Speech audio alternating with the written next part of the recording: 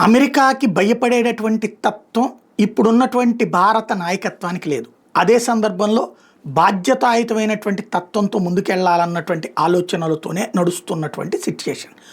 ఇప్పుడు అట్లాంటి పరిస్థితులలో రష్యాని పక్కన పెట్టాలి. రష్యాతో కనుక మీరు ఆయిల్ వ్యాపారం చేస్తే మీ మీద 50% పన్నులు 500% పన్నులు వేస్తామని ఒక పక్కన హెచ్చరిస్తున్నటువంటి సందర్భంలో కూడా అమెరికా వార్నింగ్లు ఇస్తున్న సందర్భంలో ఆ వార్నింగ్లు ఇచ్చే లిండ్సేకి నేనే ప్రోత్సహించాను అని ట్రంప్ చెబుతున్న సందర్భంలో భారతదేశం ఓ రకంగా ట్రంప్కి క్లాస్ పీకుతోంది. లేకపోతే ట్రంప్ని నీ లిమిట్స్లో నువ్వు ఉండు, ప్రతి ఒక్కళ్ళు నువ్వు చెప్పినట్టు నడవడం కుదరదు అని తేల్చి చెప్తున్నట్టు కనబడుతోంది. ఎందుకంటే రష్యా దగ్గర నుంచి మరింత ఆయిల్ కొనడానికి ముందుకొచ్చింది మోడీ సర్కార్. At the same time Russia అధ్యక్షుడు పుతిన్ త్వరలో భారతదేశానికి రాబోతున్నారు.